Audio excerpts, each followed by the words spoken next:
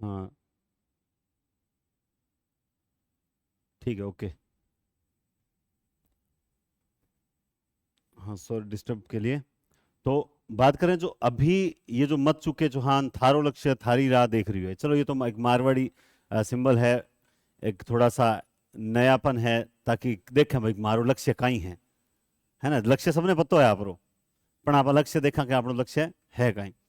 ये तो चीज, लेकिन जो second grade exam, first grade exam के दौरान जो गलतियां सामने आई, उन गलतियों पर ऐसे सोचते समय, क्योंकि आपका पेपर खराब होता है ना, तो पीड़ा उस अध्यापक को भी होती है। मैं मेरी एक की बात नहीं कर रहा हूं, जिसने वास्तव में आप पर भरोसा किया था। माँ बाप तो बेचारे दुखी होंगे ही होंगे, उसमें तो कोई दो राय है ही नहीं। अब वो आपको कह नहीं पाएंगे कभी कि वाह चलो, वो अंदर ही अंदर तो दुखी होंगे कि भाई उम्मीद थी, ऐसा पेपर नहीं किया। अब आप क्या लापरवाही भयंकर कर देते हो। तो एक तो वो दिमाग में मेरे चल रहा था, मैंने कहा यार ये पेपर तो अपने गजब सिलेक्शन निकल जाते। हालांकि अभी तक कुछ बच्चों ने स्कोर वगैरह बताया नहीं है, फाइनल की का वेट कर रहा हूं मैं भी, क्योंकि बहुत से बच्चे 31-32 पे भी हैं, कुछ 29 पॉइंट समथिंग पे हैं, तो हो सकता है वो अंदर आ जाए, वो चीज आगे देखी जाएगी। लेकिन मेन जो समस्या थी कि अटेंडिंग को लेकर एक समस्या थी, वो ध्यान में आई। एक हिंदी पेपर को लेकर चर्चा चल रही है, कमेंट्स बाजी करने वाले कभी भी आपको सही मेरिट या पेपर का सही आकलन नहीं कर सकते। हमारे बारे में भी लिख जाते हैं यूट्यूब पर कमेंट, हाँ तुझे ज्यादा ध्यान पड़ रहा है, और बड़ी शुद्ध हिंदी में लिखते हैं। कई तो हमारे से पढ़े हुए स्टूडेंट हैं, लेकिन उन्हें हमारी बातें अच्छी नहीं लगती। तो मैं कल परसों एक कोई कमेंट मेरी नजर में आया, मेरे एक पुराना स्टूडेंट है ऑनलाइन का, तो लगातार वो पढ़ नहीं रहा था, तो एक दिन मैंने धीरे धीरे उसको इग्नोर कर दिया। सिंपल सी बात है, जो पढ़ेगा नहीं उसे इग्नोर किया जाएगा। तो उसका कमेंट नीचे देखा कि आपकी ज्ञान की शुद्धता को दर्शा रहा है, आपको कितना ज्ञान है इससे पता चल रहा है। यार तू मेरे ज्ञान का मूल्यांकन करेगा क्या? पहली चीज है, हमारे ज्ञान का मूल्यांकन पिछले वैकेंसी में हो चुका है, और पिछले 3-4 वैकेंसीज में हो चुका है, और हमारे ज्ञान का मूल्यांकन आरपीएससी ने कर लिया है। आप हमारे ज्ञान का मूल्यांकन करोगे, कॉमन सेंस, आप याचक और दाता का अंतर जो समझता है ना, वो कभी इस तरह के भद्दे कमेंट नहीं करेगा। ऐसे हर जगह होते हैं, हर चैनल्स पे होते हैं। तो आपका सिलेक्शन नहीं होता तो सबसे ज्यादा पीड़ा आपके अध्यापक को भी होता है, जिसने आपको अच्छे से पढ़ाया होता है। अब इस प्रथम पेपर को हम 31 मई वाले पेपर की अगर बात करें ना, मैं तो इसी की एनालिसिस करूंगा, क्योंकि अपने हिंदी से संबंधित यही था। इस पेपर को बहुत अच्छे प्यार से ढंग से अगर अटेंड किया जाता तो 35 वाला पेपर था, नो डाउट 35। अपने यहां के स्टूडेंट ही ऐसे हैं जिनके 40+ क्वेश्चन भी राइट हैं। 40+ का मतलब 42 भी हो सकते हैं, 43 भी। ठीक है, मैं नाम नहीं बता रहा, बच्चे ने मना किया कि सर मेरा एक बार स्कोर आप बताना मत किसी को, बिल्कुल उसका मान रहेगा, लेकिन 40+ भी है। और वहीं एक स्टूडेंट कह रहा है सर मेरे तो 25 ही सही हुए। ऐसा क्यों? उसको भी हमने पढ़ाया, इसको भी हमने पढ़ाया, पेपर नोट्स में से आया। अमित जी सर ने हिस्ट्री पढ़ाई थी, सारे क्वेश्चन वहां लिखे हुए हैं, चाहे इम्फॉल हो, चाहे टोंक हो, चाहे वो कॉर्लाइल हो, कॉर्लाइल है क्या, कॉर्लाइल हो, कॉर्लाइल तो वही है, कर ले दर्शन, कर ले दर्शन, वही तो कॉर्लाइल है, दूसरा कौन सा ही है, सारा वहीं से।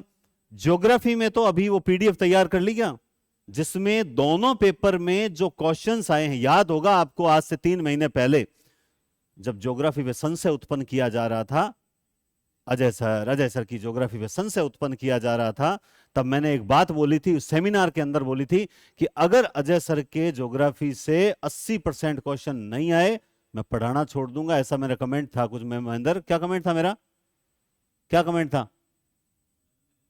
मैं आज के बाद पढ़ाना छोड़ दूंगा, ये मेरा कमेंट था लाइव सेशन के अंदर। और आज मैं कह रहा हूं कि वो पीडीएफ एकदम तैयार है, मैं टेलीग्राम पे शेयर करूंगा।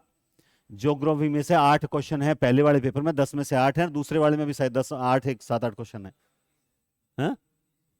दोनों पेपर में 20 है, नोट्स में से किताब में से मैं शेयर कर दूंगा। तो जब ज्योग्राफी में से वहां आ गए, लेकिन नहीं पढ़ी थी बच्चों ने, हम कह के थक गए लेकिन नहीं पढ़ रहे थे। वहीं पर पॉलिटी के अंदर सर इस बार सरल आ गई, यार सरल आ गई, ऐसा थोड़ी होता है, मैडम ने पढ़ाया उसमें से आ गया। मैथ्स के 2 क्वेश्चन आपको जो 30 दिन की रणनीति दी थी, उसमें 25वां और 26वां पेपर देख लेना, और मैथ्स के 2 क्वेश्चन देख लेना। मैं यहां लाइव सेशन में बोल रहा हूं, जो 30 दिन की स्कूल व्याख्याता वालों को पेपर दिया था 25 और 26 नंबर, उसमें मैथ्स के क्वेश्चन देख लेना और अपना पेपर के क्वेश्चन देख लेना और पैटर्न देख लेना। मैं वो चीज बता रहा हूं जो हमारे टेस्ट से क्वेश्चन है। अच्छा, भारतीय हिंदी की बात करूं तो भारतीय, चलो हिंदी की बात बाद में करूंगा। तो ये 35 क्वेश्चन का पेपर था, लेकिन कुछ बच्चों ने इसको हाथ से गवा दिया। बेटा एक बार आप कमेंट्स भले ही मत करो, ठीक है, आपके कमेंट्स में ना तो देखूंगा और ना मैं सिर्फ अपने मुद्दे पे रहूंगा। एक बार तो आप शांति से अगर सुनेंगे तो फायदा होगा, वरना तुम यहां पीडीएफ चिल्लाओगे तो उससे कुछ नहीं होने वाला। मैं लास्ट में 5 मिनट आपको दे दूंगा, ठीक है। अब बात करते हैं क्यों हुआ ये गलत। हमें सिर्फ कितने क्वेश्चन चाहिए थे, कितने चाहिए थे इसमें? हमें सिर्फ 30 प्रश्न सही करने थे, हमें सिर्फ 30 प्रश्न सही करने थे। और तुम चुन चुन के करते ना तो 30 प्रश्न सही हो जाते। लेकिन हमारे स्टूडेंट कहां कितनी अटेंडिंग रख के आए हैं? 50 क्वेश्चन, जबकि हर लेक्चर में एक बात चिल्ला चिल्ला के बोली थी, 50 क्वेश्चन नहीं अटेंड करने। जैसे ही तुम्हें लग जाए कि 35 एक सही हो गए, हाथ खींच लेना। ये मत सोचना यार पेपर सरल है, ये लोग तो इतने कर देंगे, मैं इतने कम करूंगा, मेरा सिलेक्शन कैसे होगा। तुम्हें लोगों का उस वक्त ध्यान नहीं करना है, तुम्हें अपने गुरु या अपने टीचर या अपने आराध्य या जो भी आप जिसको भी मानते हो, मुझे मत मानो, लेकिन जिसको भी मानते हो उसकी बात भी मान लेते। लेकिन नहीं, करंट जी के क्रोनोलॉजी मार्च से ही आया था, चिल्ला चिल्ला के बोला था मार्च और अप्रैल की 2 क्रोनोलॉजी पढ़ लो। तुम किसी भी फलाने के चक्कर में मत जाओ कि उसकी किताब पढ़ूं, इसकी पढ़ूं। मैंने ये थोड़ी कहा उनकी किताब अच्छी नहीं, ऐसा नहीं कहा। मैंने कहा था कि जब क्रोनोलॉजी से आ रहा है 15 रुपए की किताब से, तो तुम भटक क्यों रहे हो? जिसका वीडियो अटक रहा है वो एक बार ऑफ करके दोबारा ऑन कर लेवे। तो क्रोनोलॉजी से आया था ना, तो फिर वो भटक रहे थे, तो उसकी गलती किसकी है? मेरी तो नहीं थी बिल्कुल भी। गेले रो तो काम मतो ही पगने सीध बतावे, है ना। मार्ग का तो इतना ही काम होता है कि इस मार्ग पे चलना है। खेत में मार्ग होता है ना कि आप पगडंडी है, बस ई रास्ते चलना। मेरा काम तो था मार्गदर्शन करना कि यहां यहां से पेपर में आएगा, यहां यहां से पढ़ लेना, इसी को पढ़ना, इसी को रिवीजन करना। अब जिन्होंने नहीं किया उनका हम क्या कर सकते हैं? आप क्या समझते हो? सारे बच्चे पढ़ने वाले होते हैं? पढ़ने वाले होते हैं वो कभी चिल्लाते नहीं, और जो चिल्लाते हैं वो पढ़ने वाले होते नहीं। अभी एट प्रेजेंट अभी लाइव चल रहे हैं 350 बच्चे लाइव चल रहे हैं, और आप बैठे हो इतने से। पता है बच्चे कितने हैं जो अपने 40 दिन की टेस्ट सीरीज से जुड़े हुए हैं? 5000 के करीब। मैं दावे के साथ बता रहा हूं। अगर ढंग से देखे ना, क्यों कुछ बच्चों ने ले नहीं रखा, लेकिन अपने एप्लीकेशन में, चाहे कोर्सेज वाले हो, चाहे अलग से लेने वाले हो, चाहे आप ऑफलाइन वाले हो, चाहे ऑफलाइन टेस्ट सीरीज वाले हो, 400-500 स्टूडेंट तो टेस्ट सीरीज वाले हैं। लाइव कितने चल रहे हैं? क्या सारे पढ़ने वाले हैं? तो तुम पेपर के अंदर ये क्यों सोचते हो कि अरे लोग तो इस पेपर को इतना अच्छे से अटेंड करेंगे और मैं बहुत कम कर रहा हूं? ऐसा क्यों सोचते हो? फिर उस वक्त ये बात दिमाग में कहां से आ जाती है? उस वक्त ये दिमाग में आना चाहिए पढ़ने वाले बहुत कम है, ये लोगों से होगा नहीं, लोग इसे सरल समझेंगे और जल्दी से गलत कर देंगे, अपने को ध्यान से करना है। उस वक्त अपने आप को पॉजिटिव रखो ना। बहुत से टीचर्स से बच्चे भावुकता से जुड़ जाते हैं, है ना। भावुकता से मतलब अरे वो सर वो हमारे वो फेवरेट है। मेरे से नहीं जुड़ पाते क्योंकि मैं तो मुंह फट हूं, मैं तो झिड़कते हुए देर नहीं करता, इसलिए मेरे से ज्यादा जुड़ते नहीं है। और जोड़ के करना क्या है? कड़वी दवा असर करेगी। बात को समझना। यहां पे हिंदी के पेपर पे बात करते हैं। हिंदी का पेपर सर टफ है, टफ है, टफ है। एक बच्चा लिख रहा है, हाँ यहां पे ज्ञान देना सरल है, खुद बैठते ना तो पता चलता। कसम से मेरी फीलिंग्स है ना, मैं शेयर नहीं कर सकता, ऑनलाइन प्लेटफॉर्म रह गया, सार्वजनिक मंच रह गया ना। अरे मैंने तो देख लिया पेपर, हम तो अपने टाइम में पेपर बैठ गए, हमने तो 5 बार नेट के पेपर को भी फेस कर लिया, हमने जेआरएफ को भी कर लिया, हमने पीएचडी के सी सेट पेपर को भी हमने तो पेपर काफी क्लियर कर लिए। हमने तो अपने समय में आरएस प्री भी एक बार करके देख लिया। ठीक है, मेंस अपने तब में नहीं आई क्योंकि अपने हिंदी के शौकीन थे, छोड़ दिया, बस बात खत्म। तो मुझे क्या यहां पे आके कमेंट करने से, बल्कि ये होना चाहिए कि चलो कोई चीज अच्छी बता रहे हैं। 5100 किताब ने भारतीय काव्य शास्त्र, तो ऐसा लग रहा है ना एज इट इज उठे हुए हैं, या मैं झूठ बोल रहा हूं? रेखा है नहीं, ऐसा ही नहीं अहंकारो भर दो रे, झूठो अहंकारो नहीं, मिलान किया होगा कुछ तो, हम तो मिलान कर रहे हैं, खैर किया होगा कुछ तो, सटाई में नहीं मिला। इतना इतना हम क्यों देखें? लोग बोल दे कि हाँ आ गया, हाँ आ गया, बोला नहीं आया, बोला नहीं आया, क्यों माथा बड़ी करनी है? क्यों? ऐसा नहीं होता, बल्कि आपको खुद को यह देखना चाहिए कि उसमें से क्या चीज हुई। नहीं वो अभी नहीं दिखानी, वो बाद में शेयर कर देंगे, ठीक है? वो टेलीग्राम पे शेयर कर देंगे ज्योग्राफी पीडीएफ। बात समझ आ रही है? तो ये एक जो चीज है ना, इसको आपको समझना होगा। हिंदी के पेपर में जब सॉल्यूशन करवाया तब जो चीज सामने आई कि इसमें 15 प्रश्न थे। मैं हमेशा बोलता हूं 10% आबू आते हैं, वो आपको डराएंगे। 10% का मतलब 150 का 10%, 15%। आप उस पेपर को दोबारा से अच्छे से देख लो, सेकंड ग्रेड वाले भी देख लो। 15 प्रश्न जो थे वो सिर्फ ऐसे थे जो अटेंड करने योग्य नहीं थे। अगर कोई कहे सर मेरे तत्सम तद्भव गलत हो गए, तो उसने पढ़े नहीं थे। तत्सम तद्भव में कहां र वाले आते हैं, कहां संयुक्ताक्षर आते हैं, कहां अनुस्वार आते हैं, कहां चंद्र बिंदु आते हैं, ये चीजें बहुत ढंग से बताई हुई थी। वाक्य शुद्धि जो हमेशा कठिन आती है, इस बार बहुत सरल आई थी। और कुदरती अपने जो एक वाक्य शुद्धि वाली क्लास ली थी, उसमें 2-4 चीजें बताई थी, उनमें से 2-4 चीजें थी वहां पर। जैसे एक तो करना और करणीय, करण ऐसा, ये चीजें बताई हुई थी, मैंने देखा था। तो सॉल्यूशन करवाते समय 15 एक प्रश्न, यानी आप सर क्या मानते हो, ये प्रश्न 135 की अटेंडिंग का था। अब इसको अगर आप 145 अटेंड करोगे तो नीचे आओगे ही आओगे। ये पेपर ऐसा था कि कठिन और सरल का मूल्यांकन बच्चे कैसे कर रहे हैं? सही होने पर, गलत होने पे कर रहे हैं। ये उनकी मूर्खता है। पेपर सरल था या कठिन था, इसका मूल्यांकन इस आधार पे होगा कि ये पेपर कितना अटेंड करने के योग्य था।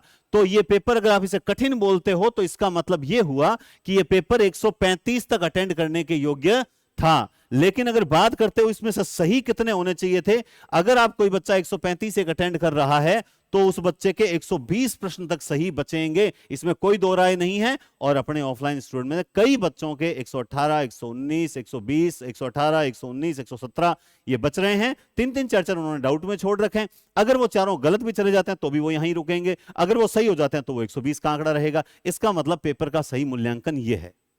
और 120 और 35 कितने हुए? 120 50 155, 155 यानी आपका स्कोर कितना होना चाहिए?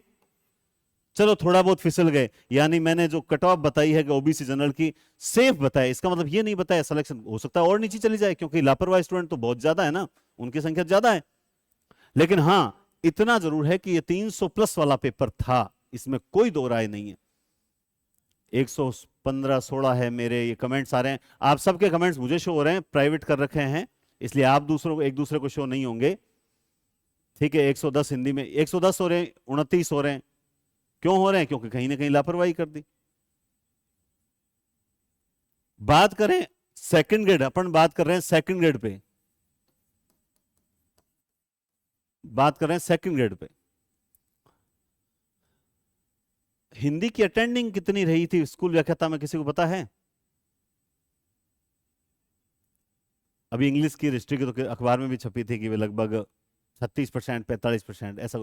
चलो मेरा मानना है हिंदी की अटेंडिंग 50% के आसपास ही रही है, बाकी लोगों ने पेपर नहीं दिया। उन 50% में से भी आप में से कई हैं जिनका एमए फ्रेशर है, मतलब जो स्पेशल सेकंड ग्रेड की कर रहे हैं, पेपर में बैठ के आए। जैसे ही लोगों को पता चला कि सेकंड ग्रेड में सीट्स बढ़ रही है, जिनकी आधी अधूरी तैयारी थी वो किसकी ओर? बेटा रथ को मोड़ो सेकंड गेट की ओर, फटाफट अगले चौराहे से ही सेकंड गेट की ओर मुड़ जाओ। फर्स्ट गेट जाके फिर मोड़ेंगे तो देर हो जाएगी, इसलिए उन सब ने रथ कहां मोड़ लिया? सेकंड गेट की ओर। अब वो उनकी समझ है, मैं उनको उनके ऊपर कोई टिप्पणी नहीं करना चाहता, लेकिन इसका मतलब यह है कि आज कह रहा हूं सेकंड ग्रेड की अटेंडिंग रहेगी 70% से प्लस, यानी लगभग सारे बच्चे पेपर में बैठेंगे, इसमें कोई संदेह। तो सेकंड ग्रेड का कंपटीशन टफ होने वाला है। किस आधार पे बताओगे? अटेंडिंग के आधार पे। किस आधार बताओगे? अटेंडिंग के आधार पे, है ना? लेकिन उससे टफ थोड़ी होता है, टफ तो आप लोग खुद जबरदस्ती बनाओगे। देखो, सबसे पहली चीज, जो कंटेंट आप पढ़ रहे हो, कंटेंट वही पढ़ना है जो आपके पास है, क्योंकि अब जो है ना, इस 40 दिन के अंदर आपकी भावनाओं के साथ खिलवाड़ होगा, नई नई किताबें मार्केट में होगी, ये ले आओ वो ले आओ, और आप लोग भागोगे उसके पीछे। मेरी दृष्टि में ये बिल्कुल समझदारी की बात नहीं है। जो कंटेंट आपके पास है उसी का दोहराव करो, क्योंकि प्रश्न उनमें से आ जाएंगे। दूसरी चीज, करंट जीके को लेकर आप जो इधर उधर भटक रहे हो, मैं फिर बोल रहा हूं, चाहे वो अंतरराष्ट्रीय क्रोनोलॉजी जो है, उसके अंदर जो एक प्रादेशिक परिदृश्य आता है, और एक जो वो राजस्थान क्रोनोलॉजी आती है, राजस्थान क्रोनोलॉजी, इन दो से बाहर आपका करंट नहीं जाने वाला। और मैं फिर कह रहा हूं, आपको 10 के 10 करंट के सही करने हैं क्या किसी को? आपका कंपटीशन एआई से थोड़ी है। अभी फर्स्ट ग्रेड में कितने के हैं जो 10 के 10 करके आ गए? करंट को हाथ ही नहीं लगाया, करंट जीके को तो हाथ ही नहीं लगाया। तो फिर हमारा उद्देश्य है कि 4-5 क्वेश्चन हो जाए, काम चल जाए। हमारा उद्देश्य तो ये होना चाहिए। तीसरी चीज, एक जो सबसे इंपॉर्टेंट, कि इन 40 दिनों में किन विषयों पर अधिक ध्यान दें। एक ये प्रश्न बहुत ज्यादा पूछा जाता है, अधिक ध्यान देवें। अच्छा, आप में से कोई मुझे राय देगा कि किस विषय में सबसे अधिक ध्यान देना चाहिए अभी जीके में? आप में से आपको क्या लगता है? पता तो चले मुझे बच्चों के दिमाग में क्या चल रहा है। जैसे साइको बोला, और राजस्थान ज्योग्राफी, और एक आध और कोई किसी के दिमाग में और चल रहा हो। ऐसा नहीं कि साइको बोल दिया तो मैं साइको बोल नहीं सकता, आप भी बता सकते हो साइको।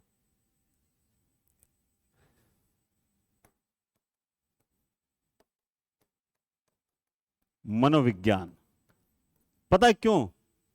क्योंकि शायद 9 या 10 यूनिट है टोटली। यूनिट कितनी है? 9 या 10, और इतने समय से पढ़ रहे हो। दिन कितने हैं? ऑलमोस्ट 40 से एक आध कम ज्यादा चलता है, ठीक है। तो 4 बार रिवीजन, क्योंकि चौथी बार रिवीजन में इतना समय थोड़ा लगता है, चौथी बार तो 5 दिन में हो जाता है। 4 बार रिवीजन किया सकता है। प्रश्न कितने आएंगे? प्रश्न कितने आएंगे?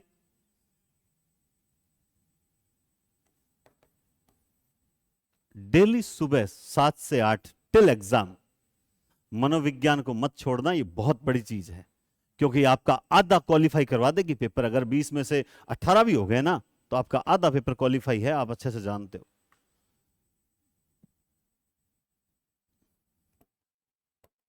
अगर हम हिंदी की बात करें, शिक्षण विधियां, कितने प्रश्न आएंगे? 20 प्रश्न। कितना सा मैटर है? इत्तु वर्षा, 50 पन्ने ही नहीं होंगे टोटल। प्रश्न कितने कवर करेगी? 20।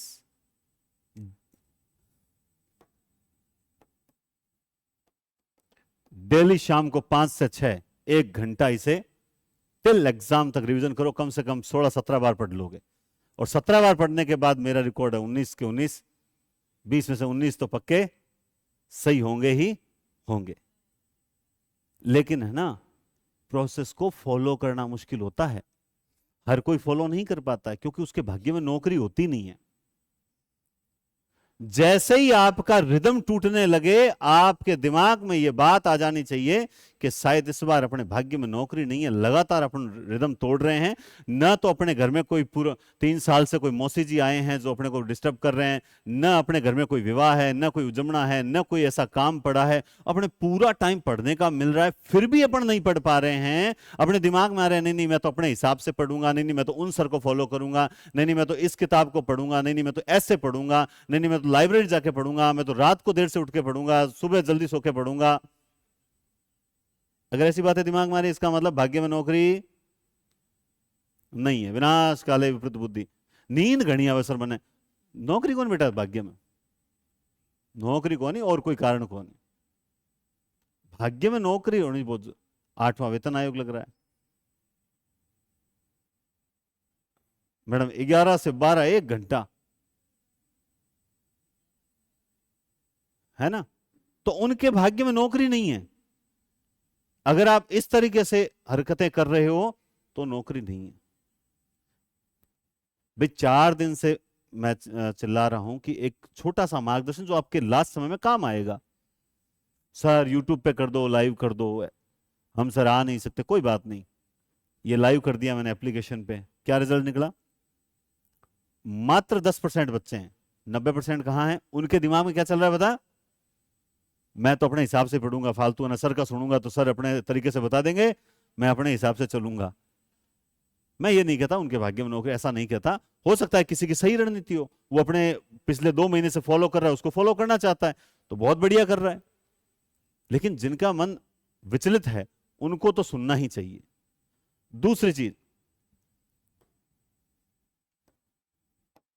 दूसरी चीज यहां पर आप जानते हैं, राजस्थान जो भूगोल है, जो इतिहास है, अभी आप फर्स्ट ग्रेड में पढ़ रखे हो, जो संस्कृति है और जो राज व्यवस्था है, ये 4 आपको पता है राजस्थान में से कुल कितने क्वेश्चन आने हैं?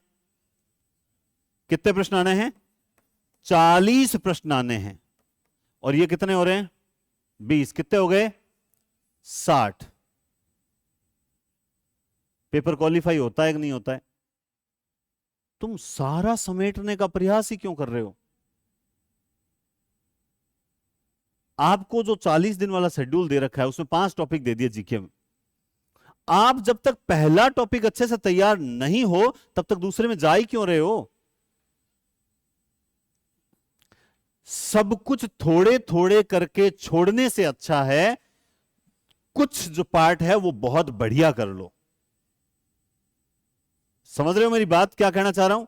आपने ज्योग्राफी का टॉपिक आधा अधूरा पढ़ा, पॉलिटी का आधा अधूरा पढ़ा, हिस्ट्री का आधा अधूरा पढ़ा, करंट का आधा अधूरा पढ़ा। अब प्रश्न आए ना तो आप एक भी नहीं अटेंड कर पाओगे। वहीं आपने उन 2 टॉपिक्स का त्याग करके 3 टॉपिक्स को अच्छा किया तो जो 10 प्रश्न है उसमें 6 तो सही हुए, यानी कितना रिजल्ट आया? 60%। कितना रिजल्ट आया? 60% आया। तो ये बहुत जरूरी होता है। शेड्यूल को ऐसा थोड़ी ऐसा शेड्यूल दे दो हम फॉलो कर लेंगे, नहीं, ऐसा नहीं होता। शेड्यूल को फॉलो करना भी तो आना चाहिए ना। सीखना कैसे है, सीखना भी तो आना चाहिए ना, वो बहुत जरूरी है।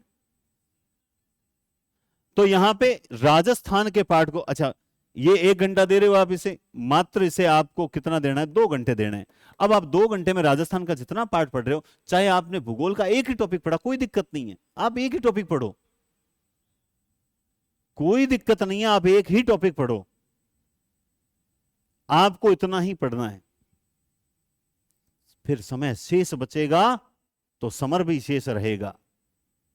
फिर हम इंडियन ज्योग्राफी के जो बेसिक, अब आपको करना क्या चाहिए, एक बहुत मैंने इस अपना मतलब व्यू है कि जो भारत की जो राज व्यवस्था है और जो भौगोलिक परिचय जो विश्व का पार्ट है, इस पार्ट पर मेरा ऐसा मानना है राज व्यवस्था को थोड़ा सा आपको समेट लेना चाहिए, क्योंकि अभी फर्स्ट ग्रेड में भी राष्ट्रपति वगैरह आप लोगों ने पढ़ा है, ये थोड़ा सरल पार्ट है, इसको कठिन नहीं माना। ठीक, कई बार क्वेश्चन कठिन आ जाता है।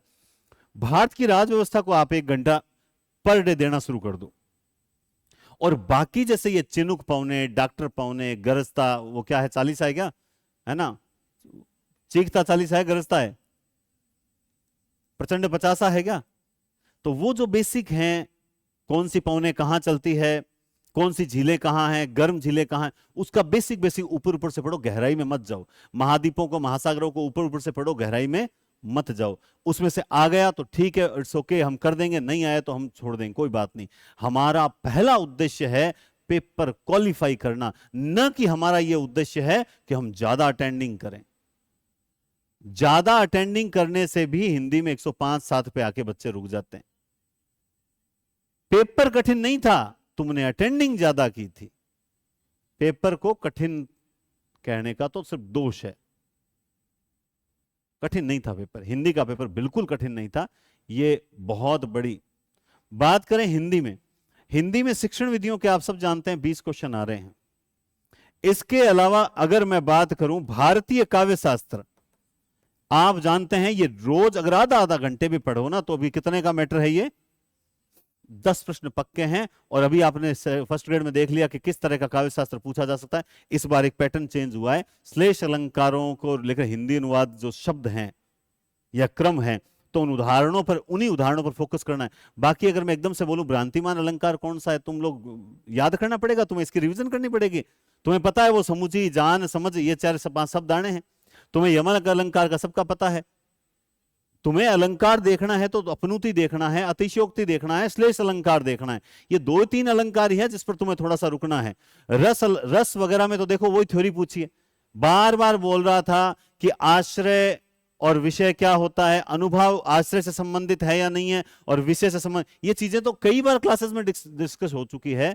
तो वही चीज वो पूछ रहे हैं, वो रटी रटाई चीज नहीं पूछ रहे। वो सोच रहे हैं कि आपको रस आता है क्या, आपको रस समझ में आया हुआ है क्या, आप अलंकारों को केवल रट रहे हो या आपको अलंकार समझ में आए हुए हैं। मुझे अच्छा, परिभाषाओं का बोला, परिभाषाएं वो सारी आई हुई है, और तद दोषो रदोषो, ये तो आरपीएससी को पता है, यहां बच्चा कंफ्यूज होता है, वो वही पूछ रही है। तो फिर तुम क्यों डर रहे हो उससे। काव्य शास्त्र में तो यूं चलना चाहिए, 10/10 निकालेंगे, शिक्षण विधियों में भी 20/20 निकालेंगे, है ना। तीसरी चीज, अब जो बात करें साहित्य की,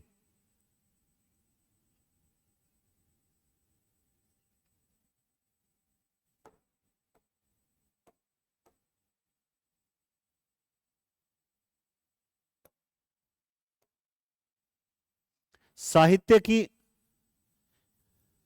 अच्छा कहानियां इस बार टफ आई थी क्या, कहानी, गद्य विधाएं, गद्य विधाओं को लेकर जो चिंतित थे। हिंदी में शिक्षण विधियां 20 प्रश्न मत छोड़ो, मात्र 1 घंटा चाहिए उसके लिए। और भारतीय काव्य शास्त्र, मैं कह रहा हूं दोपहर का समय जब नींद सबसे ज्यादा आती है उसी वक्त काव्य शास्त्र उठाओ, क्योंकि वो ऐसा टॉपिक है, इंटरेस्टिंग है। जब पढ़ोगे तो रुचि बनेगी, इंटरेस्ट आएगा, इंटरेस्ट आएगा तो ऑटोमेटिकली नींद नहीं आएगी। ठीक है, सिर्फ आपको कितना चाहिए, मैं तो कह रहा हूं आधा घंटा ही दो, तुम मत दो 1 घंटा। इसे थोड़ी देर देख लो कि चलो थोड़ा अलंकार देख लेते हूं, क्या दिक्कत है, 4 अलंकार देख लो, 4 कल देख लेना, परसों रस देख लेना, कोई दिक्कत नहीं है। काव्य गुण, 3 गुण देखने में कितना समय लगेगा, आधा घंटे से ज्यादा समय नहीं लगेगा, क्योंकि आपने हाईलाइट कर रखे हैं कि ये चीजें मुझे पढ़ रखनी है। तीसरी बात, अगर मैं बात करूं साहित्य, साहित्य के बारे में मैं जरूर कहूंगा कि यहां पर, अच्छा अभी ये किसी ने एनालिसिस किया कि आदिकाल, भक्तिकाल, रीतिकाल के कितने क्वेश्चन आए, तुम वही नोटिस कर लेना, जो मूल्य बताया था वहीं पर आके रुक रहे हैं क्वेश्चन। आप मान के चलिए कि जो आदिकाल, भक्तिकाल और रीतिकाल, ये 3 जो हैं आपको कम से कम 20 प्रश्न दे देंगे, कम से कम बता रहा हूं मैं, अधिक नहीं बता रहा, कम से कम 20 प्रश्न देंगे। और वहीं पर अगर आप बात करोगे आधुनिक काल, आधुनिक काल, और आपके तो गद्य विधाएं भी कम लगती है, 4 ही लगती है क्या या 5, कहानी, उपन्यास, नाटक, निबंध और एकांक की लगती है कि नहीं लगती, नहीं लगती, तो कितनी लगती है, 4। अगर आप एक विधा को 3 दिन बढ़िया तरीके से दो, आप 3 दिन में कहानियां ही कहानियां पढ़ूंगी, या मैं 4 दिन कहानियां ही कहानियां पढ़ूंगी, सिर्फ आधा पौन घंटा, कितना, आधा पौन घंटा कहानियां पढ़नी है, क्योंकि कहानियां इतना ही समय देना है, आधा घंटा बहुत है। कल भी कहानियां, परसों भी कहानियां, 4 दिन तक, एक दिन देखा कि कौन सी दलित विमर्श से संबंधित कहानियां हैं, कौन सी महिलाओं को, स्पेशल महिला जो लेखिकाएं हैं उनकी कहानियां विशेष पढ़ो, जो दलित विमर्श वाली कहानियां उनको देखो, कोई स्पेशल कहानियां उनको पढ़ो, और एक एनालिसिस करो। जो कवि, जैसे कुछ कवि ऐसे हैं जो प्रयोगवाद इनमें आ जाते हैं, उन्होंने भी कहानियां लिख रखी है, जैसे पान वाला किसकी है? पंत की। तो पान वाला कहानी वो कभी भी गद्य लेखक में नहीं पूछेगा। तो जो आधुनिक काल में नहीं आते हैं, पद्य में नहीं आते हैं, उन लेखकों को ज्यादा उठाओ। लक्ष्मी नारायण लाल, लक्ष्मी नारायण मिश्र में कंफ्यूजन हो सकता है, उनको उठाओ। तो जो नाम सिमिलर हैं उन पर विशेष फोकस करो। 4 दिन कहानियां पढ़ो, आप हाईलाइट कर लोगे पहले 4 दिन में। दूसरे 4 दिन उपन्यास पढ़ो, तीसरे 4 दिन निबंध पढ़ो, चौथे 4 दिन नाटक पढ़ो। कितने दिन गए? 16। वापस राउंड लेना है, कहानियां फिर से 4 दिन, 16 16 32, 8 दिन शेष हैं, फिर रिवीजन करना। लेकिन फॉलो करना पड़ेगा ना, कहानियां, निबंध, नाटक ये भी हो जाएंगे आराम से अगर करो तो। और इन दोनों में से आप मान के चले 20 प्रश्न। मैं ध्यान रखना यहां पे कोई आरपीसी ने डिवाइड नहीं कर रखा, एक अनुमानित आंकड़ा बता रहा हूं, ऊपर नीचे होगा। 20-20 प्रश्न। आप अगर इस साहित्य को आदिकाल, भक्तिकाल, रीतिकाल आपने पढ़ रखा है, आपको आदिकाल अब रिवीजन करने में कितना समय लगता होगा अधिकतम? भाई आप बताओगे तभी, ऑनलाइन वाले तो भी बताएंगे, आप भी बताओ अधिकतम कितना समय लगता है? मेरे हिसाब से खींच के 2 घंटे, मेरे हिसाब से खींच के 2 घंटे, मैं जहां तक ये समझता हूं। ठीक है, आप अगर इसे 2 घंटे दे रहे हैं तो बिल्कुल दीजिए ना, 20 क्वेश्चन का सवाल है। और आदिकाल, भक्तिकाल, रीतिकाल के अंदर अवधारणात्मक प्रश्न आएंगे। अभी कबीरा बैच के दौरान मैंने एक चीज बोली थी कि प्रवृत्तियां जब आती है ना तो मेरा दिल खुश हो जाता है, क्योंकि मुझे पता है कि प्रवृत्तियों से संबंधित क्वेश्चन मैं कभी गलत नहीं बताता, ना कभी मैंने गलत किया। डाटा है, स्लिप ऑफ माइंड हो गया, प्रवृत्ति कभी गलत नहीं हो। प्रवृत्ति समझ आने का मतलब है उस बच्चे को आदिकाल समझ आ गया कि आदिकाल में किस प्रकार की सामाजिक परिस्थिति, राजनीतिक परिस्थिति थी, उसे समझ आ चुका आदिकाल। तो यहां से तो आपको 2 घंटे अधिकतम में है, मैं कह रहा हूं बढ़िया तरीके से है। अगर आपको लगे तो आपने 1.5 घंटे में रिवीजन कर लिया है, तो आप कुछ पंक्तियां देख लो, कुछ एमसीक्यू निकाल लो, लेकिन उन 2 घंटे में आदिकाल ही। अगले दिन भक्ति काल में एक धारा ले लो, सगुण ले लो, दूसरे दिन निर्गुण ले लेना। कम समय लगे तो एमसीक्यू निकालो, और एमसीक्यू भी अब आप लोगों ने निकाल लिए हैं एक एक बार। तो अब तो आपको सारे एमसीक्यू देखने की जरूरत नहीं है ना, कुछ एमसीक्यू देखने हैं जो अवधारणात्मक है कि इसमें ये उत्तर गलत क्यों है, उसका पोस्टमार्टम करो, उसके आसपास का पढ़ो। आपको पता है 5100 किताब और 7100 किताब बेस्ट क्यों साबित हो रही है? इसके पीछे रीजन ये है, हमने पिछले असिस्टेंट प्रोफेसर से लेकर सारे एग्जामों के क्वेश्चन इनमें डाल दिए थे, और आरपीएससी ने फर्स्ट ग्रेड के अंदर जो अवधारणाएं उठाई है वो असिस्टेंट प्रोफेसर के लेक्चर पेपर से ही उठाई है, उन्हीं को तोड़ मरोड़ कर प्रस्तुत किया है। इसलिए मैं कह रहा हूं कि पेपर कठिन नहीं था। और सेकंड ग्रेड के अंदर भी हमने वो सारे पेपर ऐड कर रखे हैं। तो इसलिए ध्यान रखना, चीज वही आएगी, घुमा फिरा के आएगी बस। इसलिए अगर आप इसे 2 घंटे, और इसको अगर आप ये मान लीजिए कि ये जो समय है इसको अगर हम 2 घंटे देते हैं तो निश्चित रूप से टाइम ज्यादा लगेगा। मुझे बताओ भारतेंदु पढ़ने में कितना समय लगता है? मात्र 30 मिनट। भारतेंदु पढ़ने में मात्र 30 मिनट का समय लगता है। आप 30 मिनट प्लस 30 मिनट कभी चलते चलते भी अगर इनको पढ़ो, बस रिवीजन करना, 1 घंटा बहुत है। इधर 1 घंटा, इधर 3 4, यानी ओवरऑल हिंदी अगर आप मैनेज करके पढ़ो तो हिंदी आपके 4 से 5 घंटे में पढ़। लेकिन सर आप स्नातक भूल गए। मैं भूला नहीं हूं, स्नातक को लेकर सबसे ज्यादा डर होता है। फर्स्ट ग्रेड में स्नातक कठिन आया था, इस बार आया था ना थोड़ा सा, क्योंकि इन्होंने पूछ ली कि इस कहानी के बारे में फलाने की क्या विचार है। ये जो पूछना, ये वो 15 प्रश्न हाबू हैं जो छोड़ने लायक बनते हैं। आपको नहीं पता था ना, आपको टीचर ने नहीं पढ़ाया, तो उसको अटेंड करना जरूरी था क्या? नहीं अटेंड करना है तो ऐसे 15 तो हाबू आएंगे, उनको छोड़ना ही है। स्नातक में समझदारी एक जो चीज है, वो स्नातक की समझदारी क्या करनी है, मैं जीके पर भी आऊंगा अभी। स्नातक में समझदारी ये करनी है, आप स्नातक को 2 भागों में बांटो, एक वो जो सरल है और दूसरे वो जो कठिन है। सरल में मेरे हिसाब से मैं आप बिहारी, मीरा और सूर्यमल मिश्रण और सूरदास और कहानियां ले लूं, कहानियां ले लूं। ये है सरल पार्ट, है सरल पार्ट। ये वो है जो हम आधा आधा पौन पौन घंटे में रिवीजन कर सकते हैं। अब यहां कठिन में आए, सबसे पहले ले लूं, है आपके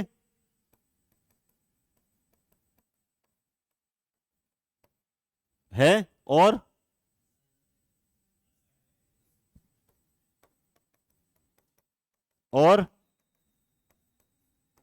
बताओ देखें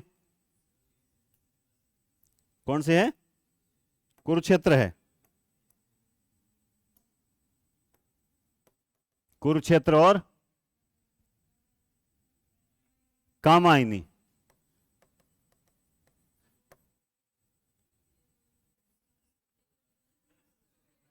निबंध कौन सा है? चिंतामणि। अब आप देखिए कि आपके इस स्नातक पार्ट में सरल तो है कम और कठिन है। आरपीएससी पेपर सेटर्स को पता नहीं है क्या कि बच्चों को कहां रोका जा सकता है? उनको अच्छे से पता है, उनको अच्छे से पता है। और ये वो पार्ट है जो इस बार, अच्छा, इसमें आपको इसको लेकर इसको सरल में काउंट करना है और इस पर ज्यादा ध्यान देना है, कबीर पर। किस पर ज्यादा ध्यान देना है? कबीर पर। दूसरी चीज आपको जो ध्यान देना है, कुरुक्षेत्र पर। हाँ, भले ही नहीं जोड़ा, क्या दिक्कत है? कुरुक्षेत्र एक सरल रचना है और समझ आने वाली रचना है, इसलिए कुरुक्षेत्र और कबीरा में से ज्यादा प्रश्न आते हैं? नहीं आते हैं। प्रश्न तो लेवल से आएंगे, 1 2 3 4 5, बल्कि 3 4 कहानियां हैं। चलो अपन 2 2 6 7 8 9 10 11 12 13 तो विधाएं हैं टोटल, तो 1-1% सबका हो गया। अब मान लो जैसे उन्होंने बालकांड से 2 दे दिया, इस बार गोदान लगा, वहां से 2 दे दिया। अब मान लो गोदान में से कहीं से कोई कथन उठा के दे दिया और आपने पढ़ ही नहीं रखा है, तो उसे अटेंड करना जरूरी है? नहीं जरूरी है। अगर उसने बालकांड में से कोई कथन उठा के दे दिया, ये पंक्तियां किसने कही, किससे कही, शिव ने पार्वती से कही या याज्ञवल्क्य ने, आपको नहीं पता है, जरूरी है पढ़ लो, आ जाए तो ठीक, वरना छोड़ दीजिए। पेपर अटेंडिंग कितना होना चाहिए? 135 आपको लग जाए कि ये 10 से 15 प्रश्न अपने को नहीं अटेंड करने, तो अड़िग रहना, नहीं करने। आपको माथाफोड़ी अगर करनी भी है ना, तो आदिकाल की किसी प्रवृत्तियों वाले क्वेश्चन पे करो, भक्ति काल के किसी प्रवृत्तियों वाले क्वेश्चन पे करो, रीति काल के कोई ऐसी रचना प्रवृत्ति वाले क्वेश्चन है तो वहां पर आप माथाफोड़ी करो, आधुनिक काल तक माथाफोड़ी करो, कहानियों पर दिमाग लगाने का प्रयास करो। लेकिन स्नातक में अगर कोई इस टाइप का कठिन क्वेश्चन आ जाए जो पार नहीं पड़ रही है, आपको लग रहा है कि मेरे से पार नहीं पड़ेगी, उसी वक्त छोड़ दो। समझदारी रखो। यहां पर लगभग 20 क्वेश्चन आराम से यहां से निकलेंगे, 20 क्वेश्चन आराम से यहां से निकलेंगे। तो आप इन कबीर और कुरुक्षेत्र को इस आज अपने डिवाइड करो, इस साइड में डिवाइड कर लो कि इसको हमें पढ़ना है, बस इतना ही पढ़ना है। इनको आप जैसे इसमें से इंपॉर्टेंट क्वेश्चन है ना अपने 7100 में, वो क्वेश्चंस पढ़ लो, सार लिख रखा है, सार पढ़ लो। 1-2-4 क्लास अगर मैं एप्लीकेशन में और दूंगा इनसे संबंधित, तो वो अगर सही लगे तो वो देख लो, उससे हो जाए तो ठीक, वरना। और ये रिस्क आपको लेना पड़ता है। जैसे मैंने अपने टाइम में बालकांड पे लिया कि बालकांड की लक्ष्य गाइड के अंदर जो थ्योरी थी वो पढ़ ली, मैंने कहा इस थ्योरी से आ जाएगा तो ठीक है, नहीं आएगा तो एक आ गया और एक नहीं आया तो छोड़ दिया। लेकिन उसके लिए आपको व्याकरण, साहित्य और ये बाकी पार्ट स्ट्रॉन्ग करने होंगे। समझ गए बात आप? अब किसी बच्चे का आषाढ़ का एक दिन अच्छा होगा, वो कहेगा नहीं मैं आषाढ़ का दिन तो करूंगा। किसी का कुरुक्षेत्र अच्छा होगा तो किसी का कोई कहेगा मेरा बालकांड अच्छा है। अब मुझे नहीं लगता किसी का बालकांड और गोदान अच्छा होगा, मुझे नहीं लगता है कि ये 2 पार्ट किसी के जबरदस्त होंगे, क्यों? बहुत बड़े पार्ट है। और 40 दिन पे इन पर समय नष्ट करना, कहते हैं ना कि अंगारों पर नंगे पांव चलना बहादुरी तो है, मगर हकीकत में तो मूर्खता है ना। बहादुरी है नो डाउट, मगर हकीकत में वो मूर्खता है। तो 40 दिन में गोदान सर मैं पढ़ सकता हूं, मैं बालकांड पढ़ सकता हूं, बहुत बहादुरी है भाई तेरे में। लेकिन हकीकत में क्या है? क्योंकि जितने समय में तुमने गोदान पढ़ा उतने समय में तू बाकी सारा स्नातक 2 बार रिवीजन कर सकता था। तो इसको डिवाइड करके पढ़ो, सही रणनीति के साथ पढ़ो। हिंदी साहित्य का उद्भव, विकास, राजभाषा, राष्ट्रभाषा को लेकर एक टॉपिक लगता है, वहां से 2 से 3 प्रश्न भी आ जाते हैं। उस टॉपिक को क्लियर करो, वो बहुत बड़ा टॉपिक है, वो बहुत बड़ा टॉपिक है। जैसे अभी अपना आज प्रगतिवाद वाली क्लास होगी, अभी दिन में ही होगी, आज रात का वेट नहीं करेंगे, ठीक है? क्योंकि रात को आंधी नहीं जीने देती है, रोज लाइट जाना है ना। तो आज दिन में ही लेंगे अपन। तो प्रगतिवाद, प्रयोगवाद, नई कविता के बाद में वही एमसीक्यू करवाऊंगा, तो उससे पहले एक आप टॉपिक पढ़ लेना। और जो आपको 40 दिन के शेड्यूल में हिंदी का जो पेपर दिए 10, उसके अकॉर्डिंग पढ़ो कि पहले टेस्ट में कौन कौन से आ रहे हैं, उनको पहले तैयार करो।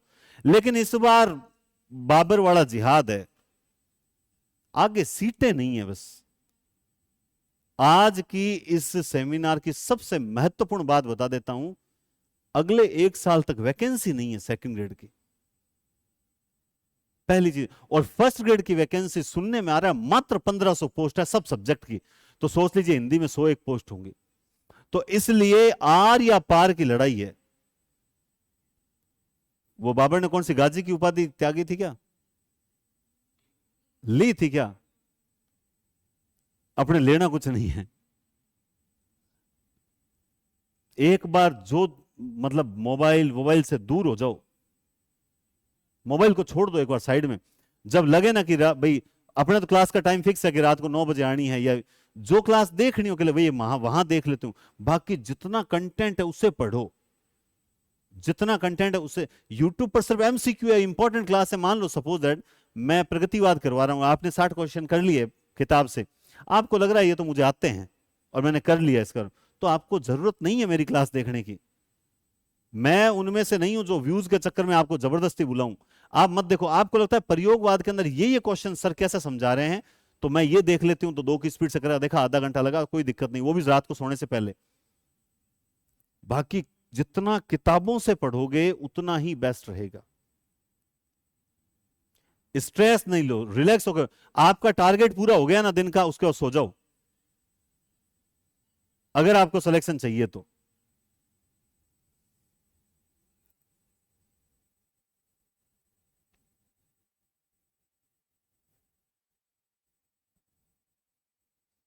अच्छा, अब एक चीज मैं यहां बहुत बढ़िया चीज जिक्र करूंगा। मुझे बताओ, सेकंड ग्रेड की जो जो अपने 14 डेज वाली रणनीति है,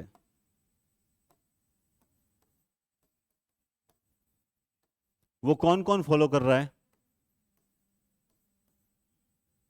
आप में से कौन कौन फॉलो कर, झूठ मत बोलना, मुझे पता लग जाएगा। नहीं कर रहे ना मैडम? बीच में मिस हो गया ना टेस्ट, कुंतल मैडम हुए नहीं मिस? सच्ची सच्ची बता दो, कितने टॉपिक हो पाते हैं जीके के? 3 हो पाते हैं, कोई दिक्कत नहीं है। मैंने अभी क्या बोली एक बात, कि आपको 5 टॉपिक दिए गए हैं। आपको कितने दिए गए हैं?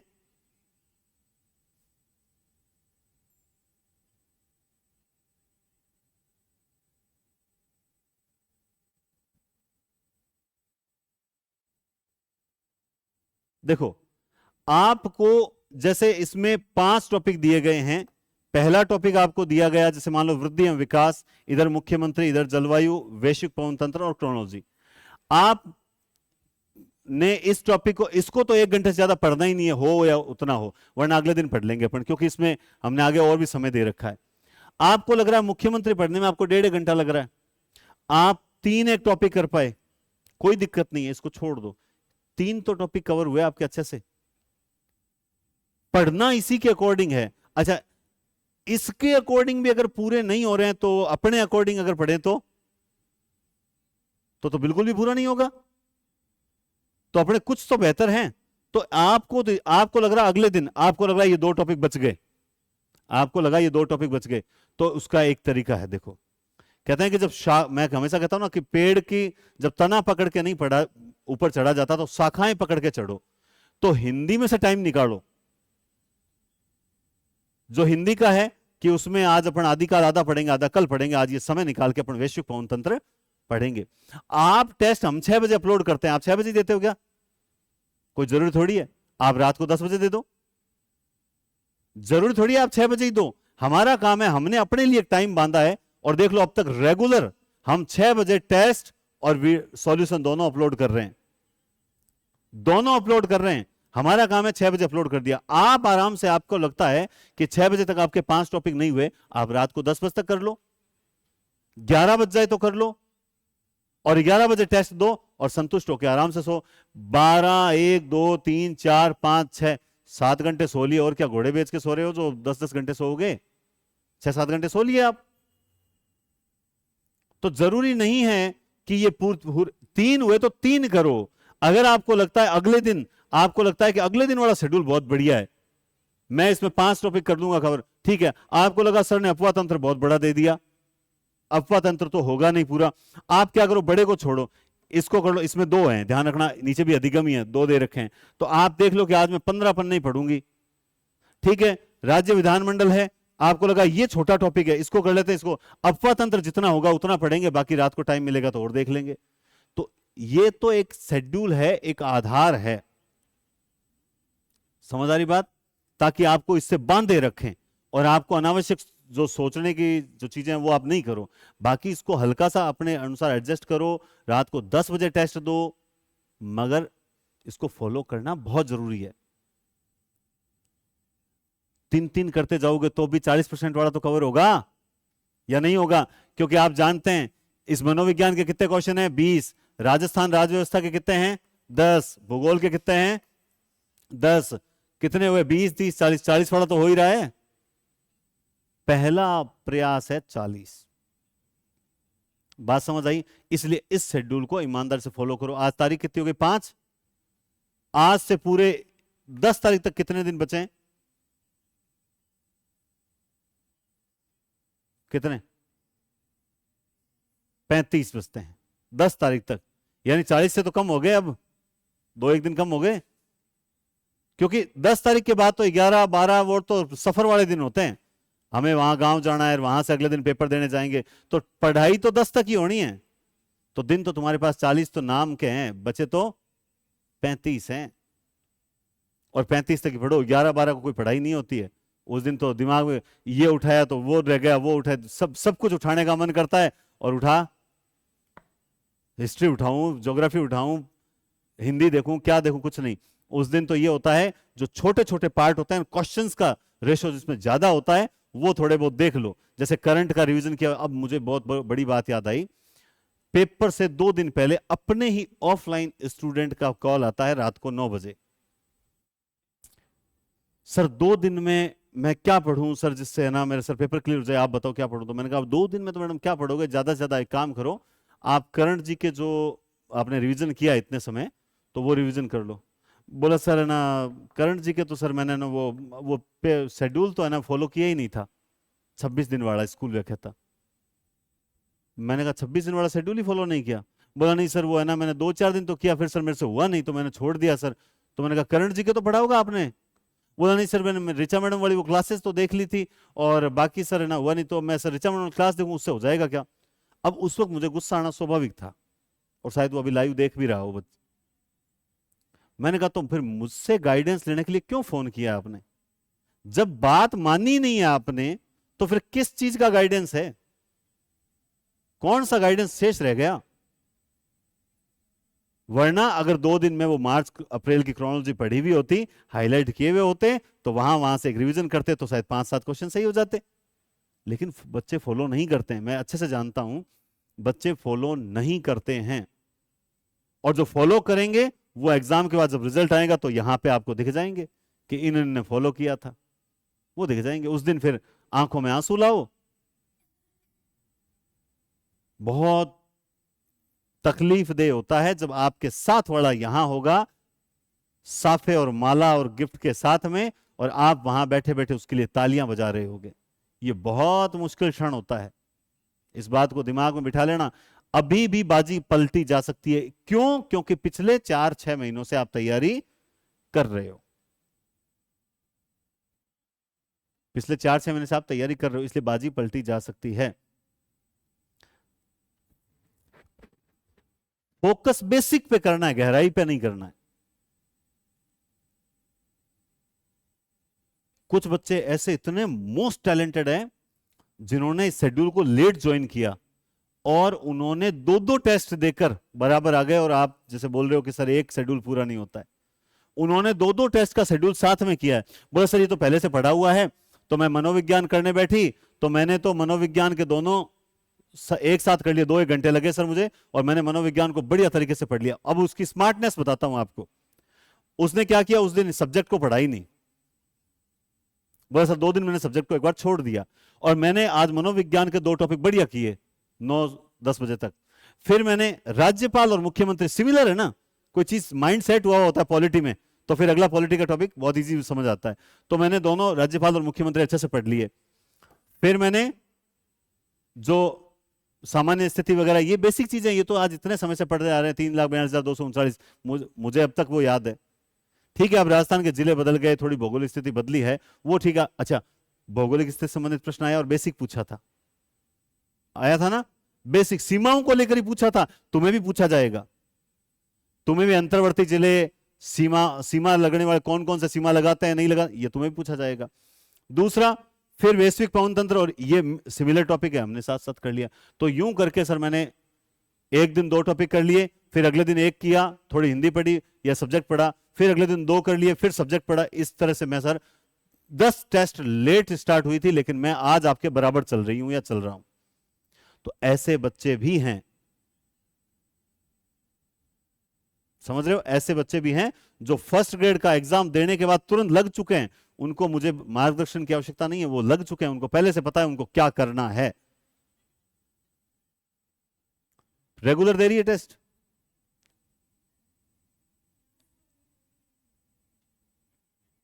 कौन से? ये अभी 2 3 दिन नहीं दिए, क्यों? तभी। और हाँ गुड़िया, तू ये आगे आगे बैठी जो, बाकी रोज दे रही है, कितने कितने प्रश्न सही हो रहे हैं? कोई दिक्कत नहीं है, धीरे धीरे और इंक्रीज करो, जब अगला राउंड आएगा तो उसमें इंक्रीज करो। दे रहे हो पेपर? अच्छा, कौन कौन नहीं दे रहा, तुम इतने से बैठे हो अभी तो? बताओगे थोड़ी, अब नहीं दे रहा तो उसे पता है ना, अभी थोड़ी बताएंगे। लेकिन सारे नहीं दे रहे हैं, सारे नहीं दे रहे हैं। वर्तमान में टेस्ट सीरीज का जो एक माया जाल है, उसमें बच्चे उलझ जाते हैं, चाहे वो मैं हूं चाहे कोई हो। हम टेस्ट सीरीज चलाते हैं उन बच्चों के लिए जो बच्चे पहले से सिलेबस किए हुए होते हैं, या जो बच्चे पढ़ना चाहते हैं, तो वो चाहते हैं हमें टारगेट मिले, हम 7 दिन में तैयारी करें और टेस्ट सीरीज। लेकिन बच्चे होड़ा होड़ गोड़ा फोड़ वाली बात है, टेस्ट सीरीज ज्वाइन कर लेते हैं, इसकी भी ज्वाइन कर लो, उसकी भी ज्वाइन कर लो। हम देखते हैं सूरतगढ़ में भी, मैं कई बार बैठा देखता रहा कि जहां एक जगह 4 4 टेस्ट सीरीज चलती है, बच्चे आते हैं और आने के बाद कहते हैं लाओ पेपर दे दो, और पेपर इकट्ठे करते हैं। और मैंने जोधपुर में भी देखा है कि मेरे सामने ही बच्चे आए, और उन्होंने, मेरी नहीं दूसरे टेस्ट चल रही थी, बोला कि मुझे 13 14 और 15 नंबर पेपर चाहिए। वो बोल रहा है मुझे 12 13 और 14 नंबर पेपर चाहिए। आते हैं, पेपर इकट्ठा करते हैं, ले जाते हैं। अगर तुम्हें पेपर ही इकट्ठा करने हैं तो तुम लोगों ने 1,000 1500 2,000 रुपए क्यों लगाए, मार्केट से मॉडल पेपर ले लेते। तो टेस्ट सीरीज का सिर्फ एक, टेस्ट सीरीज को लेकर या जो चीजों को लेकर जब कोचिंगों को दोष दिया जाता है, तो आप भले ही कितने ही दोष दो उनको, लेकिन असल में गलती स्टूडेंट की होती है कि उसे खुद को नहीं पता है उसे टेस्ट सीरीज ज्वाइन करनी चाहिए या नहीं करनी चाहिए, या कौन सी ज्वाइन करनी चाहिए। केवल टेस्ट सीरीज ज्वाइन करने से, किताबें लाने से, या यूट्यूब पे हो हा मचाने से सेकंड ईयर पेपर ऐसा आएगा। कई बच्चे ज्ञान देते हैं, सर ऐसा प्रश्न नहीं आएगा। अच्छा, तुझे पहले से पता है, बता कौन सी आरपीसी कमेटी में है तू, जो तुझे पहले से पता है कि ऐसा प्रश्न नहीं आएगा। प्रश्न हमने जहां जहां से पढ़ा है वहां वहां से प्रश्न आए हुए हैं। हमारे कंटेंट से पेपर आया है, यह है हमारे लिए गर्व की बात। हमारे ही कंटेंट से पेपर आया, जो ये लोग बोलते हैं ना, वो उनके लिए घमंड की बात। क्योंकि इस बार पेपर जिन टीचर्स ने ईमानदारी से, जो स्पेशल शिक्षक भर्ती को लेकर पढ़ा रहे हैं ना, वो कोई भी टीचर है ना ऐसा शो ऑफ नहीं कर रहा है कि देखो हमने पढ़ाया उससे आया। जो शिक्षक भर्ती से संबंधित नहीं है ना, वो जरूर शो ऑफ करेंगे कि देखो ये हमने पढ़ाया, ये हमने पढ़ाया, और आप लोग उसमें उलझ जाते हो। आप लोग जहां ऑफलाइन में या जहां ऑनलाइन पढ़ रहे हो, वहां से आप विश्वास ना करके आप अदर पे विश्वास करके उसकी कंटेंट पढ़ रहे हो। इतने फोन आते हैं कि सर 7151 आपके पास है, कोचिंग मैंने वहां से ली, टेस्ट सीरीज मैंने वहां से ज्वाइन कर रखी है, कोर्स मैंने वहां से ले रखा है, 5100 किताब ले आया, सर अब मार्गदर्शन करो कैसे पढ़ूं। तो जहां से तू जिस टीचर से पढ़ रहा है, मार्गदर्शन वहां से लो भैया। पढ़ आप यहां से रहो, मार्गदर्शन यहां कैसे सेट बैठेगा? उन टीचर्स ने अलग धारणा से पढ़ाया था, मैं अलग धारणा से पढ़ा रहा हूं, मैं मार्गदर्शन कैसे दे सकता हूं तुम्हें? आपको जिससे पढ़ रहे हो, जिसको 15,000 रुपए फीस पे की है, उस पर आपको विश्वास ही नहीं है। और ये केवल उनको नहीं कर रहा, यहां वालों को बता रहा हूं, पढ़ हमसे रहे हैं सर, मैं तो कंटेंट और किताबें तो उनकी फॉलो कर रहा हूं। एक मोहतरमा है जिनका मुझे नाम यहां शेयर नहीं करना, वो जब भी यहां बैठते थे ना, तो रजिस्टर हमेशा खोल के बैठते थे हिंदी का। सर गणपति चंद्रगुप्त ने ये कहा है, सर शुक्ल ने ये कहा है। तो मैं हमेशा बोलता था, मैंने कहा हाँ भाई कहा है। मैं कई बार बोला नहीं सर मेरे पास लिखो, लिखा हुआ पड़ा है, ये नहीं है सर, ये है। रीजन बताया। जब बाद में पूछा गया उनसे तो बोलते हैं सर मैंने वहां कोचिंग किए, वहां कोचिंग किए, वहां कोचिंग किए, वहां कोचिंग किए, वहां कोचिंग किए, वहां कोचिंग किए। मतलब वो भ्रमण पे निकले, वो सारे बीकानेर राजस्थान की कोचिंग्स का भ्रमण कर रहे हैं। अगली बार वो कहीं और जाएंगे और कहेंगे मैंने वहां से कोचिंग की है। तो वो तो सिर्फ भ्रमण पे निकले, है ना।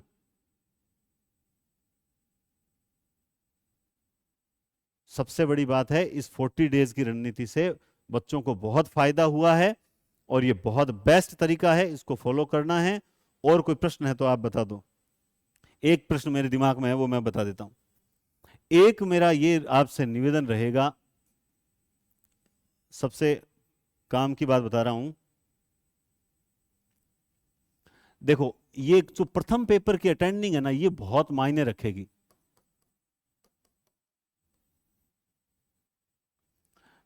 आप जब पेपर वहां करने बैठो, मैं ये नहीं कहूंगा इतने करने इतने करने। अभी जैसे पेपर है आपका भी, जो भी हो, अगर आपको मान लो 30 ही प्रश्न आते हैं कि साहब मैं सेकंड ईयर जीके में 100 प्रश्न आएंगे, उसमें मुझे कितने आते हैं, 30 प्रश्न आते हैं कंफर्म, उसके बाद मुझे कंफर्म। तो उस कंडीशन पे जब आप 60-70 अटेंड करते हो तो वो तो है मूर्खता। ऐसा कभी नहीं होगा कि 30 ही आते हैं, कुछ ऐसे प्रश्न होंगे जो 2 में डाउट रहेगा, ऐसे होंगे। उस कंडीशन पे आप 10 से 15% का रिस्क लीजिए, क्योंकि 40 क्रॉस करने, तो उस बच्चे को तो थोड़ा ज्यादा लेना ही पड़ेगा। अब कुछ बच्चे ऐसे होते हैं जिनको पूरे 40 ही प्रश्न आते हैं। मान लो आपको वहां पेपर में कितने प्रश्न आ रहे हैं, 40। अब आपके लिए रिस्क की संभावना क्या हो जाती है, कम हो जानी चाहिए। यानी अब आपको हाईएस्ट 5 से 7, 45 से लेकर 48 या 50 तक मान ली, यहां तक ही आपको जो क्वेश्चन अटेंड करने हैं।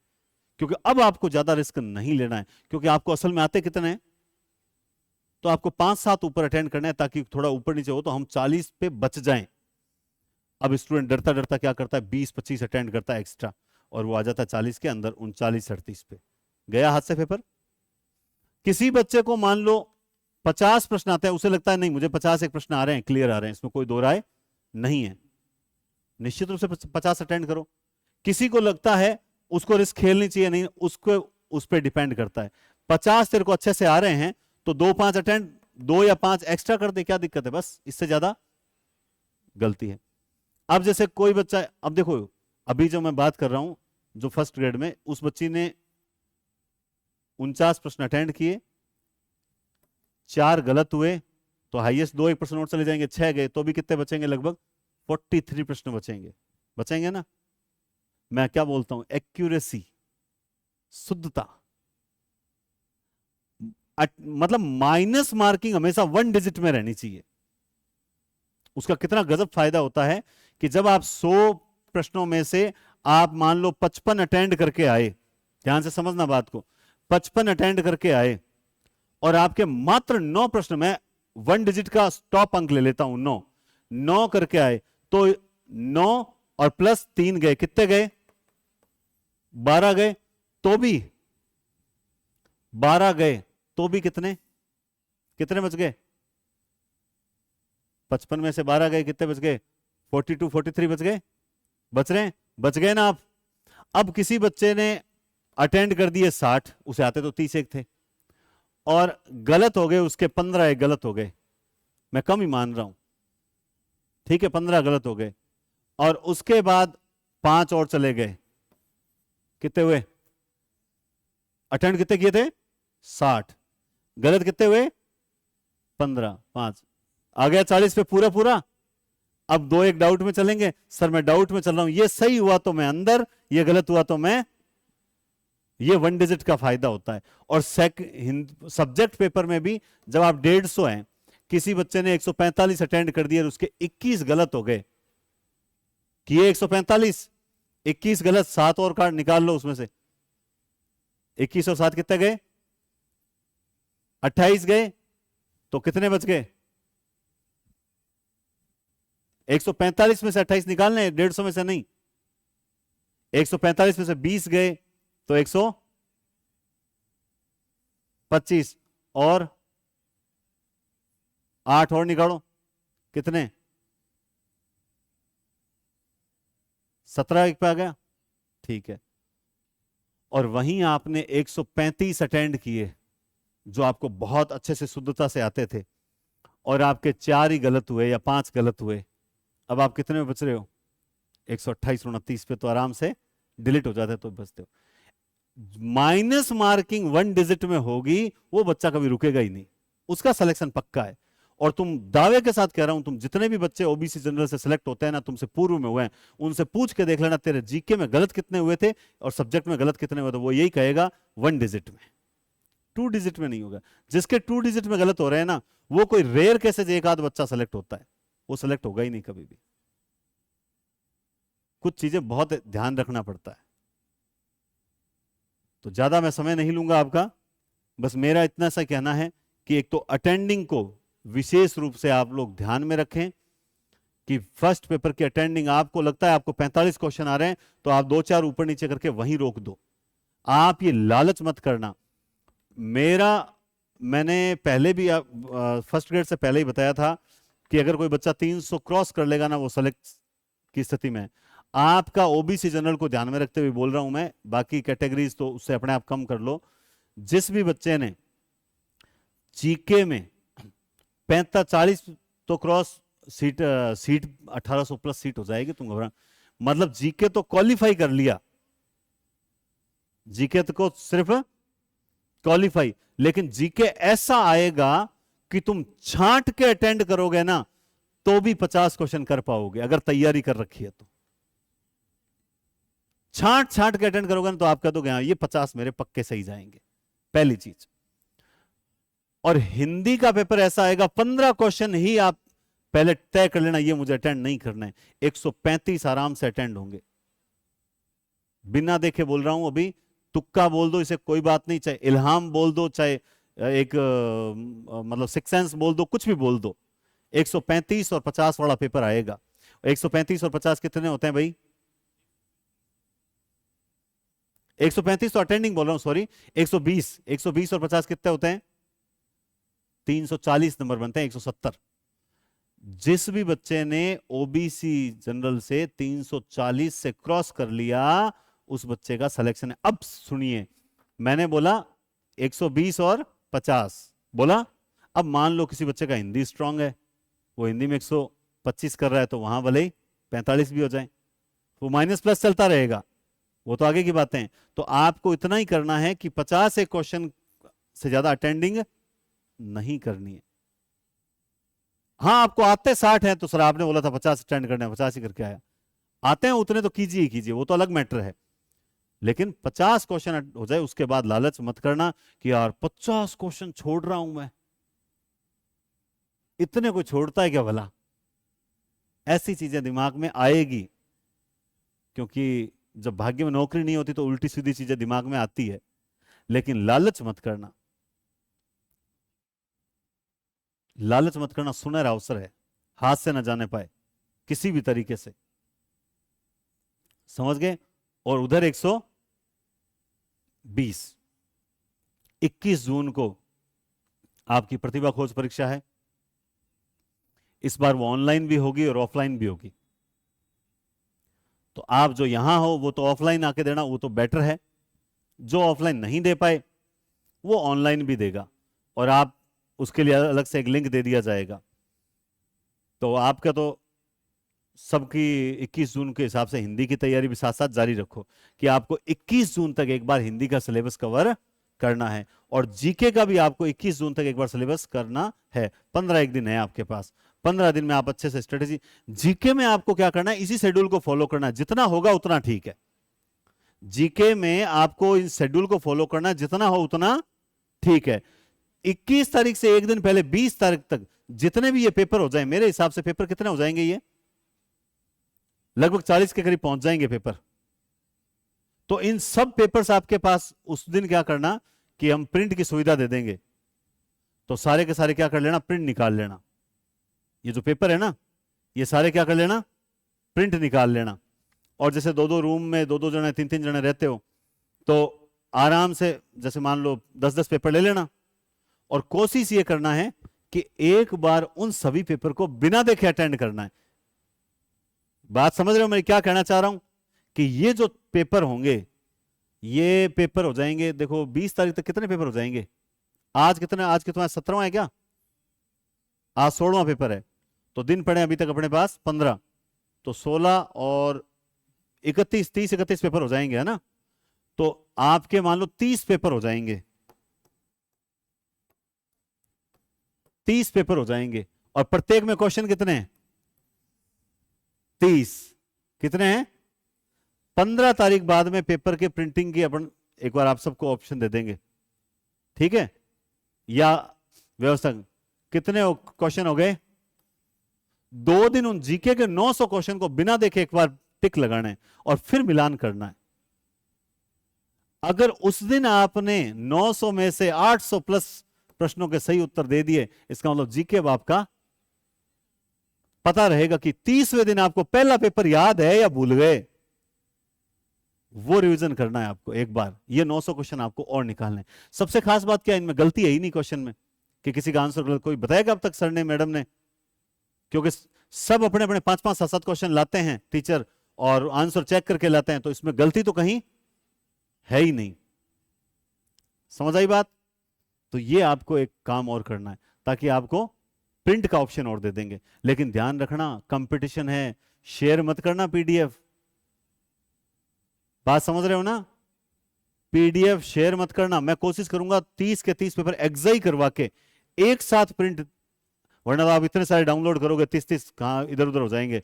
तो 30 के 30 एक साथ करवा के दे दूंगा, ताकि एक ही पीडीएफ में 30 के 30 पेपर और प्रिंट निकाल लेना। लेकिन शेयर मत करना, जिन बच्चों ने 100 रुपए नहीं लगा रखे हैं उनको विशेष रूप से नहीं देने, क्योंकि ये मेरे साथ धोखा होगा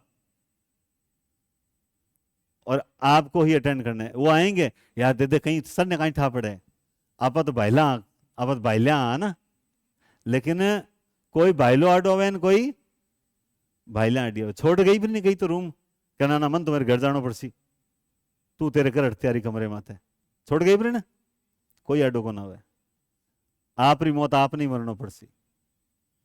तो ये वास्ते जितो जी जान लगा पढ़ सको, अब अगले दिन हम पढ़ लो, ठीक है। और कोई प्रश्न, किसी कोई प्रश्न है? ये तो प्रश्न किसी का नहीं होना चाहिए सर, याद नहीं होता, ये तो होना ही नहीं चाहिए। याद सबको होता है, बस याद करते समय माइंड एकदम क्लियर रहना चाहिए, माइंड में कचरा नहीं रहना चाहिए, इधर उधर की बातें नहीं रहनी चाहिए। और एक अंतिम बात जो मैं पिछली वैकेंसी में बोला था, इसमें आप नौकरी क्यों लगना चाहते हैं, अगर आपका उद्देश्य सही है, आप अपने माता पिता का सोच रहे हो, आप अपने परिवार का सोच रहे हो, दुनिया की कोई ताकत आपको नौकरी से वंचित नहीं कर सकती। और आप अगर नौकरी का बहाना लेकर जयपुर, जोधपुर, बड़े बड़े शहरों में बैठे हो रूम लेकर, और आप अगर मान लो आपका माइंड गलत बातों में चल रहा है, किशोरावस्था में तूफान और संघर्ष का काल तो आप पार कर चुके हो, आप युवावस्था में हो, और वहां पर अगर आप कोई उल्टे सीधे कामों में आपका दिमाग लग रहा है, मैं खुले मन से बोल रहा हूं, तो यकीन मानना आपका ध्येय बहुत गलत है, आप बहुत गलत मार्ग पे चल रहे हो, और आपका पतन सुनिश्चित है। जैसे विजय सुनिश्चित है ना, वैसे ही सुनिश्चित है। अगर आप गलत मार्ग पर चल रहे हो और मन के भटकाव की स्थिति में चल रहे हो, क्योंकि मैं हर संडे आपको बताया अलग अलग शहरों में जाता हूं, बच्चों से मिलता हूं, तो मैं देखता हूं, और हम जब वहां बैठते हैं तो ये चीज बहुत देखने में आती है। और आज के समय की सबसे बड़ी समस्याओं में से एक समस्या है ये। और मैं खाया बिना रह जाऊं, क्या बिना कौन रहूं। और जो वास्तव में अपने परिवार का हित के लिए सोच के ईमानदारी से पढ़ रही है या पढ़ रहा है ना, दुनिया की कोई ताकत उसको सिलेक्शन से नहीं रोक सकता। तो आज की बात यहीं समाप्त होती है और आपका बहुत बहुत शुभकामनाएं, आपको बहुत बहुत धन्यवाद कि आप लोगों ने समय निकाला। ठीक है, और हिंदी में कोई समस्या आए, कबीरा बैच को 2 की स्पीड से करो और एक बार रिवीजन मार लो। ठीक है, व्याकरण की कोई समस्या आए तो वो जो हिंदी हब पर जो एनडीसी व्याकरण चल रही है उस पर मैं व्याकरण सॉल्यूशन शुरू कर रहा हूं, उसको रिवीजन मार लो। व्याकरण में आपके डाउट के क्वेश्चन आएंगे, अपने ग्रुप में डालते रहा करो। सीधा टॉपिक का नाम लिखा, जो डाउट के क्वेश्चन है ना वो डाल दिया करो, आप पढ़ रहे हो वही, ताकि मुझे पता लग जाएगा, मैं सॉल्यूशन करवाऊंगा। तो ताकि क्लास में आप सिर्फ उन क्वेश्चंस को ही एक बार देख लो। बात समझ आई? तो ये काम आप करो, और जीके के अंदर इसको फॉलो करो। ज्यादा से ज्यादा एमसीक्यू भी निकालो, थोड़ा टाइम एमसीक्यू भी दो। पूरे दिन का जो समय होता है उसका 60% पढ़ने में दो, 30% रिवीजन में दो, और 30% जो है एमसीक्यू में दो। सर 120 हो गए सर, 100% समय होता है। ये तो 120 तो 12 घंटे के अनुसार हुआ। अपन पढ़ कितने घंटे रहे? 16-16 घंटे, 15-15 घंटे। सर मैं तो इतना पढ़ ही नहीं रहा। पढ़ना पड़ेगा, है ना? क्या सर तो 100% ज्यादा जा रही है। 100% तो 12 घंटे तक का होता है। अपने तो एक्स्ट्रा पढ़ रहे हैं ना, वो एक्स्ट्रा तो समय एमसीक्यू निकालने में दो। ठीक है, उम्मीद करता हूं 21 जून वाले पेपर में आप अप्रत्याशित वृद्धि करोगे। अप्रत्याशित रिजल्ट रहेगा आपका कि देख लो सर हम अब 110 से पार निकलने लग गए। कुछ बच्चे ये करेंगे, जो 110 से पार निकल रहे हैं वो 120 या 30 करेंगे, जो 130 वो 150 तक करने का प्रयास करें। ठीक है, बहुत बहुत धन्यवाद, बहुत बहुत धन्यवाद। और ऑनलाइन वालों से भी यही निवेदन है, जो भी आपने सुना धैर्य के साथ सुना, क्योंकि जिन बच्चों में पेशेंस नहीं थे वो आते हैं जाते हैं, लेकिन आपने धैर्य से सुना, उन सबको मेरी शुभकामनाएं। और इंतजार करूंगा मैं आपका सिलेक्शन के बाद यहीं पर, कि आपको और आपके माता पिता को साफा पहनाकर स्वागत कर सकें। वो क्षण जीवन में एक बार ही आते हैं भाई। अगर वो लाना चाहते हो तो इस बार जब फर्स्ट ग्रेड का सम्मान समारोह में कुछ बच्चे यहां बैठे थे, तो उन्होंने ये निर्णय किया था कि अगली बार हम ये क्षण जिएंगे, और उनमें से कुछ बच्चों ने कर दिखाया है स्कूल व्याख्याता में, और वो इस अगली बार आएंगे। अब आप भी अगर चाहते हो तो आप निश्चित रूप से जी जान से मेहनत करो, और मोबाइल फोन से दूरी बना लो। जो क्लास देखनी है उसी वक्त ऑन करो, रात और दिन किताबों में गड़े रहो बस। खाना कम खाओ ताकि नींद कम आएगी। खाना कम खाओ, रात का खाना बंद कर दो। दोपहर में जितना दाब के खाना खा लो, रात का खाना बंद कर दो। रात को तो मान लो नॉर्मली मैगी या कोई खिचड़ी विचड़ी बस है ना बना के खाओ, ताकि 5-7 घंटे। रात को कोई जूस पी लो, दूध पी लो, कुछ भी कर लो, मगर रात का खाना बंद कर दो। मरोगे नहीं, मैं गारंटी लेता हूं। पानी बस पेट में रखो। अब थोड़ा सा मौसम ठंडा पड़ गया, अब वो लू वाली तपन नहीं है, तो हल्ला बोल, अब बस बाबर वाला जिहाद ही है। अब तो आर या पार की लड़ाई करो। ठीक है रामनिवास? ठीक है, क्या नाम है गुड़िया? अर्पिता शर्मा। आपका मैडम?